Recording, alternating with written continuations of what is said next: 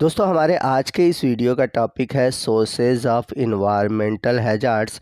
और ये जो टॉपिक है ये टॉपिक आपके BSc third year six semester zoology के पेपर सेकंड के यूनिट 4 से लिया गया है। तो इन्वायरमेंटल हैजार्ड्स को समझने से पहले आइए समझते हैं कि हैजार्ड्स होता क्या है। वैसे तो अगर हम हिंदी में इसकी बात करें तो हैजार्ड्स का मतलब होता है आपदा।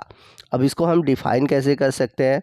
ए hazards is a situation that possesses a level of threat to life, health, property और इन्वायरमेंट। कहने का मतलब ये है कि आपदा एक ऐसी स्थिति है जो कि जीवन, स्वास्थ्य, संपत्ति या फिर पर्यावरण के लिए किसी भी स्तर पर खतरा उत्पन्न करती है। तो कहने का मतलब ये है कि ऐसी स्थिति जिसके कारण जीवन के लिए खतरा उत्पन्न हो वह कहलाता है हैजार्ड्स। तो अगर हम बात करें इन्वायरमेंटल हैजार्ड की, इन्वायरमेंटल हैजार्ड क्या होता है।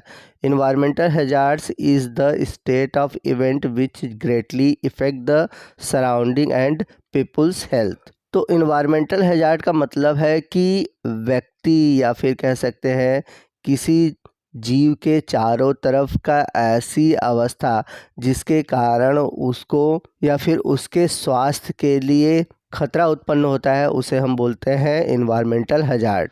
तो अब किसी व्यक्ति के चारों तरफ कुछ ऐसी चीज़ें हैं जो कि उसके लिए खतरा उत्पन्न कर सकती हैं। जैसे कि अगर हम बात करें नेचुरली देखा जाए, आंधी है, तूफान है, वॉल्केनिक इरप्शन है यानी कि ज्वालामुखी है, अर्थक्वेक है।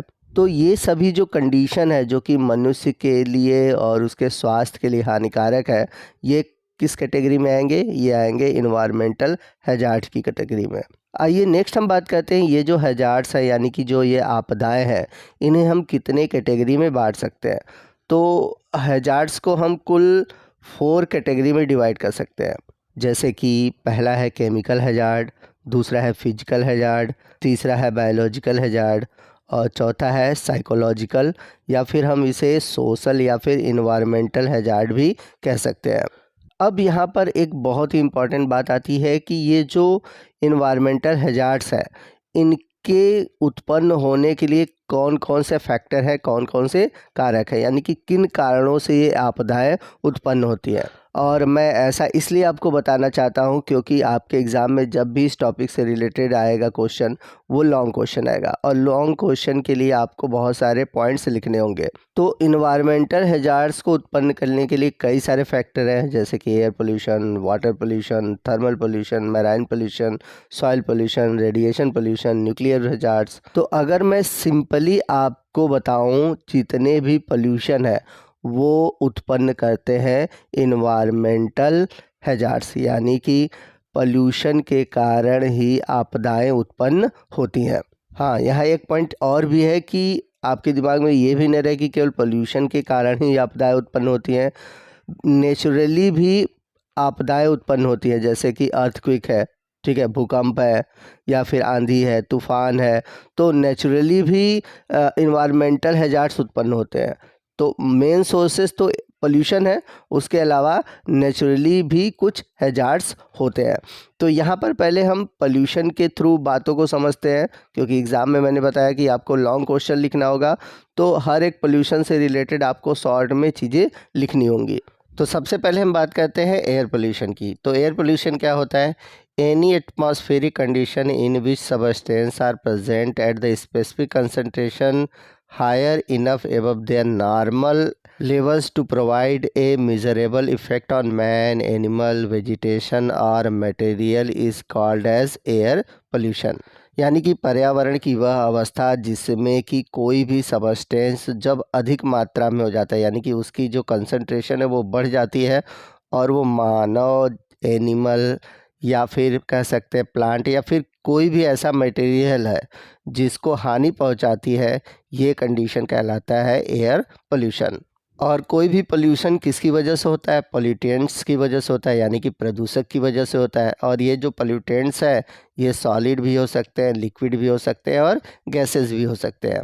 तो आपको बता दें कि जो एयर पोल्यूटेंट्स है ये 2 टाइप के होते हैं, प्राइमरी पोल्यूटेंट्स और सेकेंडरी पोल्यूटेंट्स। तो ये जो टॉपिक है प्राइमरी पोल्यूटेंट्स और सेकेंडरी पोल्यूटेंट्स बहुत ही इंपॉर्टेंट टॉपिक है।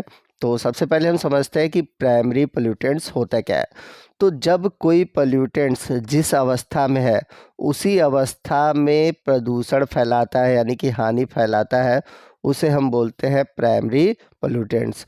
जैसे कि अगर कार्बन डाइऑक्साइड गैस उत्पन्न हुआ तो ये गैस क्या किया, सीधे हमें हानि पहुंचा रहा है, हमारे फेफड़ों को ख़राब कर रहा है, तो ये क्या कहलाएगा, ये कहलाएगा प्राइमरी पोल्यूटेंट्स। लेकिन अब हम सेकेंडरी पोल्यूटेंट्स किसे कहेंगे। सेकेंडरी पोल्यूटेंट्स वे पोल्यूटेंट्स होते हैं जो कि डायरेक्ट हमें प्रभावित नहीं करते, पहले वो एक रूप से दूसरे रूप में कन्वर्ट होते हैं। कहने का मतलब ये है, जैसे कि सल्फर डाइऑक्साइड गैस है, नाइट्रिक एसिड है, ठीक। अब ये गैसें क्या हुई, वातावरण में गई।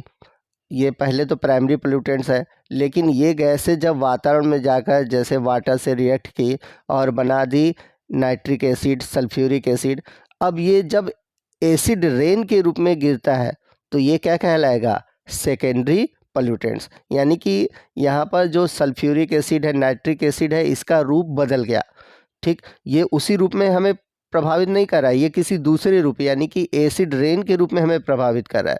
तो जब कोई पोल्यूटेंट्स किसी दूसरे रूप में बदलकर पोल्यूशन फैलाता है, प्रभावित करता है, तो उसे हम बोलते हैं सेकेंडरी पोल्यूटेंट्स। एयर पोल्यूशन के बाद नेक्स्ट है वाटर पोल्यूशन। तो सिंपल सी चीज़ है, ऐसी चीज़ें जो कि वाटर के फिजिकल और केमिकल प्रॉपर्टी में चेंजेस लाती हैं, उसे हम बोलते हैं वाटर पोल्यूशन। अब ये जो वाटर पोल्यूशन है ये कई पोल्यूटेंट्स के कारण हो सकता है। जैसे कि अगर हम इसको कैटेगराइज करें तो ये 3 कैटेगरी में डिवाइड हो सकता है। पहला है ऑर्गेनिक, दूसरा है इनऑर्गेनिक और तीसरा है बायोलॉजिकल। तो ऑर्गेनिक में अगर हम देखें तो जैसे डाई है, कलर है, पेस्टिसाइड है। इनऑर्गेनिक में देखें तो आयरन, मतलब जितने भी मेटल है ये हो सकते हैं। बायोलॉजिकल फैक्टर में देखें तो बैक्टीरिया है, यूट्रोफिकेशन है। अब ये यूट्रोफिकेशन क्या होता है, अगर इसके बारे में आपको डिटेल से जानना है तो आप कमेंट करिएगा, मैं इस टॉपिक से रिलेटेड अलग से एक वीडियो बना दूंगा। इसके अलावा वाटर पोल्यूशन कॉज करने के लिए और भी कई सारे पोल्यूटेंट्स हैं जिन्हें हम अलग अलग कैटेगरी में रख सकते हैं। जैसे कि इंडस्ट्रियल वेस्ट है, ठीक। Thermal and radioactive waste है, जैसे कि परमाणु विस्फोट किया जाता है।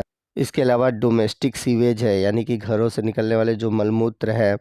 इस और बायोडिग्रेडेबल वेस्ट है, यानी कि ऐसे वेस्ट जो कि डाइजेस्ट हो जाते हैं।